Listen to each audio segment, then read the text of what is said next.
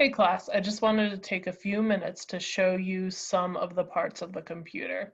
So you've probably noticed when you've used different programs that the different applications and browser windows of your computer have these three symbols. There's the minus sign to minimize the window, there's a square that can maximize the window, and there's the X to close the window. So first I want to show you the maximize button. So when you click on that, the window expands to fit the full screen. Now, when it's large, you'll see that the icon has kind of changed from one square to two smaller overlapping squares.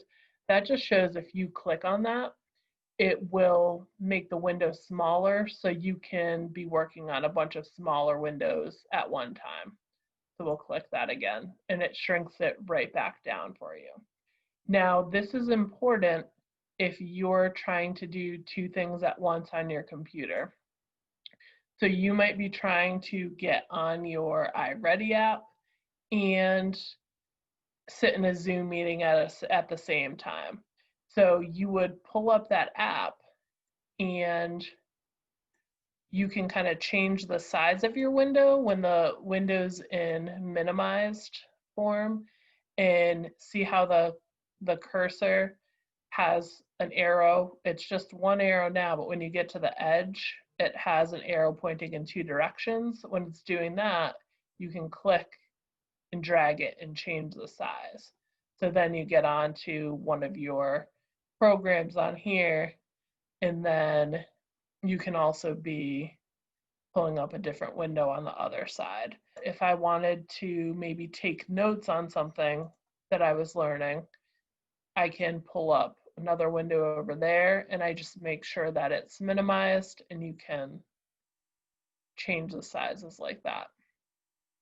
There might be times when you want to work in a full screen and still change between different programs.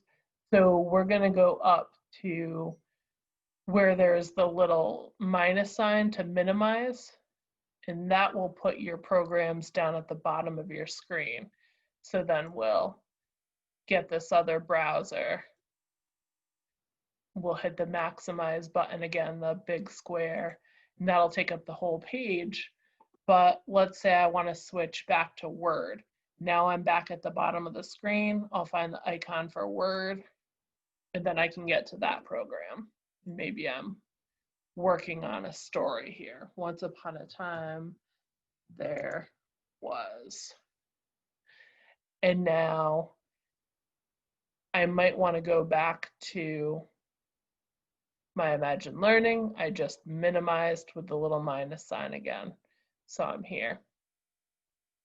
Also, this is really good for research. So let's say I'm researching fairy tales. I pulled up a Wikipedia page about fairy tales. I've got the fairy tale I'm writing. I fit them to the screen so they're side by side and I can find once upon a time there was, we might find a troll in a fairy tale. So once upon a time there was a troll. So that's how you can use this minimize and maximize feature to do your work.